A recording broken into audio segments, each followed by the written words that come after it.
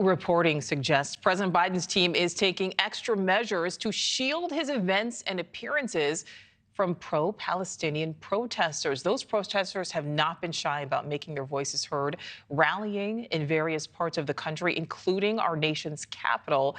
Many Americans unhappy with the president's approach to the Israel-Hamas war have also shown up on a new front in just the last week at the ballot box. Over 100,000 people in Michigan voting uncommitted in protest of President Biden just a few days ago.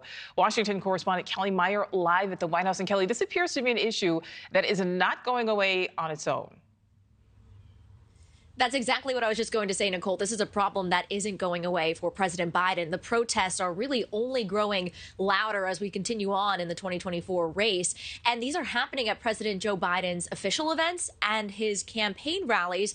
And Biden aides are now reportedly working to shield him, as you said, from these protesters at these events. Now, NBC News reported that the president's team is taking, quote, extraordinary steps to minimize disruptions. This after what happened back in January, where President Biden was interrupted in Virginia more than a dozen times by pro-Palestinian protesters. Now, since then, the Biden team has taken steps that resulted in reportedly zero disruptions at official events or campaign rallies. And the steps taken include making the events smaller and not sharing the event's exact location with the media or with the public until he arrives. And we saw this when we were East Palestine, Ohio, for the president's first visit to the site of the toxic train derailment.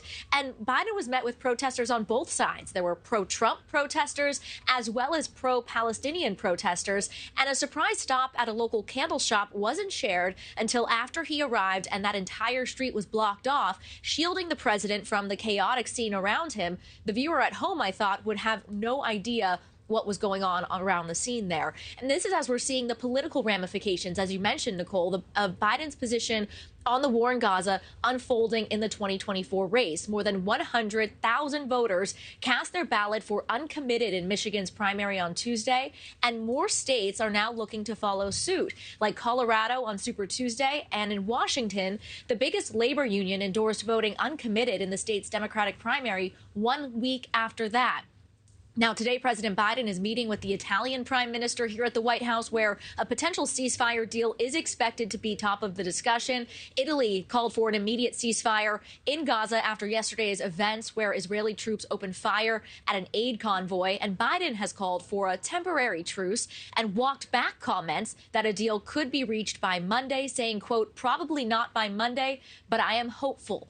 And more pro-Palestinian protests are being planned for the week ahead, right around President Biden's State of the Union address, offering a split-screen moment that will be difficult for aides to contain that one, with it happening outside of the Capitol and likely here outside of the White House as well. And just to note, the Biden campaign had no comment when we asked about this report, and the White House here has yet to comment.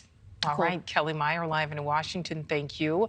Thank you for watching. Go to newsnationnow.com to find News Nation on your television provider. And don't forget to click the red subscribe button below to get more of News Nation's fact-driven, unbiased coverage.